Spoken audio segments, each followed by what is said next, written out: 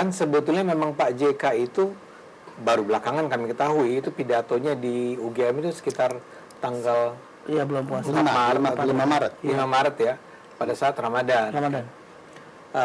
Itu nggak banyak yang tahu barangkali ya, artinya yang menonton barangkali algoritmanya diarahkan kepada kaum muslim sendiri yang memang menonton dan mendengarkan apa yang dikatakan oleh Pak JK.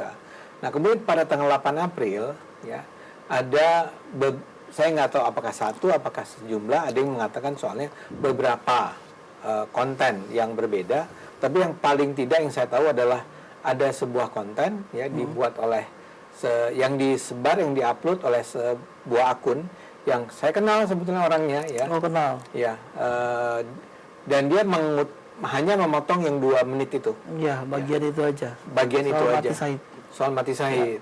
Nah, itu menyebar dan kami di Cokro tuh punya acara namanya Kupas Berita. Kupas Berita itu kami mengupas apa yang sedang ramai gitu, apa yang sedang dibicarakan, dan kami ingin agar orang tercerahkan lah dengan apa yang terjadi. Nah, ketika itulah kami berpikir, wah ini bahaya nih pernyataan Pak JK ini. Karena yang kami nonton memang hanya 2 menit itu, yang menyebar itu yang 2 menit kan, pada tanggal 8 itu. Bahaya dalam arti bukannya kita percaya bahwa Pak JK sedang ingin menyesatkan cara pandang orang ya, tapi bisa jadi Pak JK salah menyangka bahwa baik di dalam Al-Quran maupun di Alkitab itu ada ayat-ayat yang menyatakan bahwa kalau orang Islam membunuh atau dibunuh, mati atau dimatikan orang Kristen, dia akan syahid. Atau sebaliknya, dalam Alkitab, Injil mengatakan bahwa umat Kristen kalau membunuh atau dibunuh orang Islam, dia akan mati syahid. Nah, dalam pandangan kami ini perlu diluruskan, ini perlu dikoreksi nih, perlu diingatkan kepada Pak JK. Pak JK jangan ngomong begitu ya. Karena begini, Pak JK itu adalah tokoh terpandang lah. Dia itu orang yang dihormati, yang didengar. Bayangkan beliau sendiri kan adalah ketua Dewan Masjid Indonesia kan.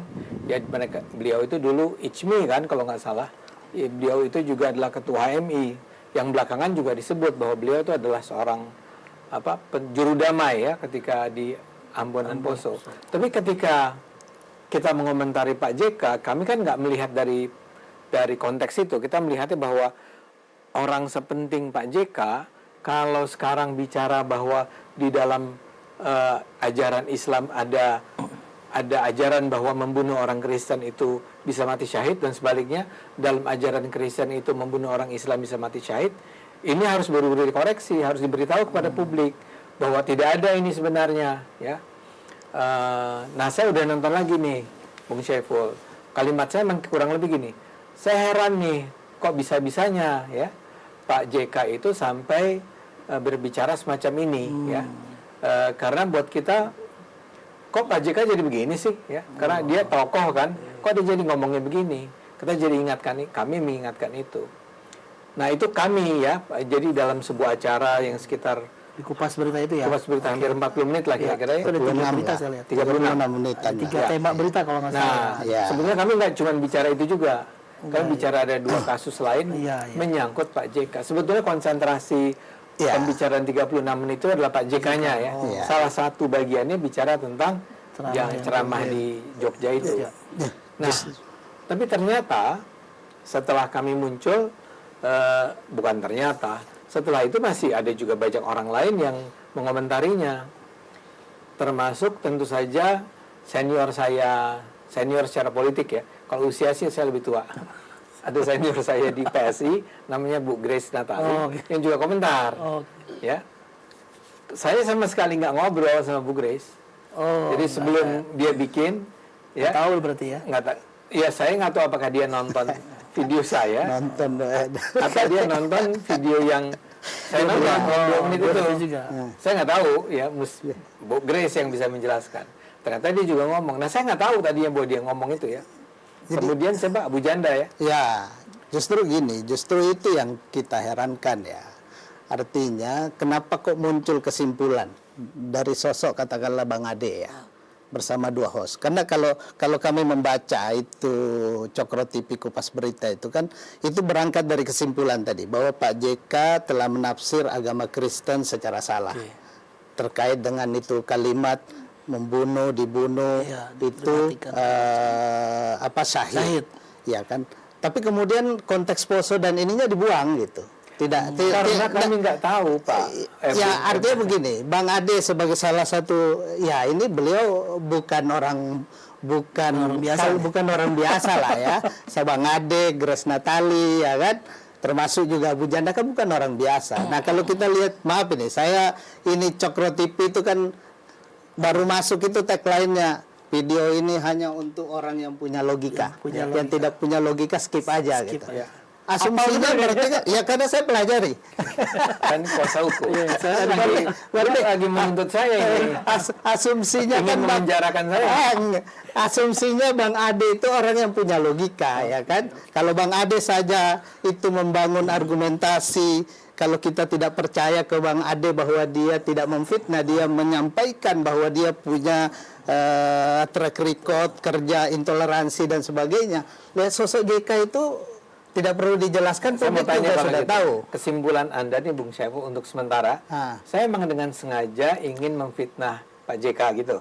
Yang pasti patut diduga dari rangkaian. Anda menduga begitu? Patut diduga dari rangkaian itu bahwa itu kesengajaan. Kenapa saya bilang begitu? Kesengajaan apa? Kesengajaan untuk bukan soal fitnah, ini menghasut, ya. Saya menghasut. Iya, karena gini, berangkat dari kesimpulan yang saya bilang tadi bahwa Pak JK disimpulkan melakukan tafsir agama Kristen secara salah, membunuh dan dibunuh itu adalah syahid. Berangkat dari situ, itu kemudian dieskalasi, didramatisasi dengan cerita-cerita yang host Egracia Salsabila cerita bahwa waktu SMP dapat ajaran, terus kemudian itu ditanggapi ya, oh ini jangan-jangan sealiran dengan Pak JK gitu.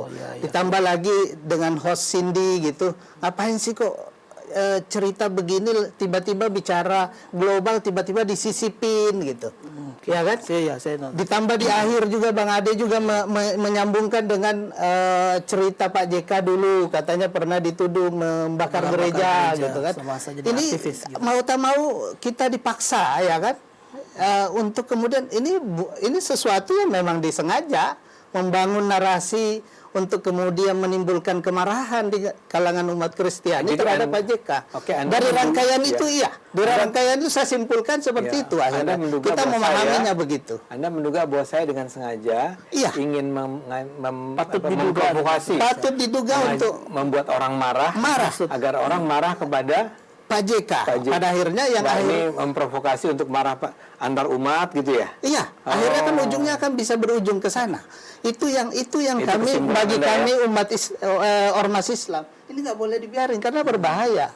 Kalau Pak JK kemudian katakanlah betul-betul ya, ini kan pada endingnya kan akhirnya Gamki dan kawan beberapa organisasi ya, dan itu secara tegas menyebut sebagai bagian dari organisasi kekristenan. Ini kan menunjukkan bahwa memang ada impact dari itu. Dan kalau kita lihat YouTube-nya UGM itu, sebelum tanggal 9 semua komentar itu positif terhadap ceramah itu. Gitu. Tapi setelah tanggal 9, setelah podcastnya Bang Ade, itu semua negatif udah langsung mengarah itu. Penistaan agama. Ini loncat kesimpulannya. Ini pas saya sampaikan fakta saja. Saya mau bilang, bahwa itu terkait. Saya nggak bantah, tapi saya mau bilang, ya jangan saya dong yang dikatakan menyebabkan ya. Saya cuma menyampaikan. Boleh nggak saya jelaskan dulu? Ya. Jadi begitu muncul di UGM, itu penontonnya pendukung atau orang yang memang suka menonton acara-acara ceramah agama kan, segmented ya. Begitu saya harus sebut begitu tanggal 8 itu muncul. Saya kan baru tanggal 9. Iya, tanggal 8 sudah muncul. Kupas Berita ya. Kupas Berita baru tanggal 9. Tapi tanggal 8 itu masih positif.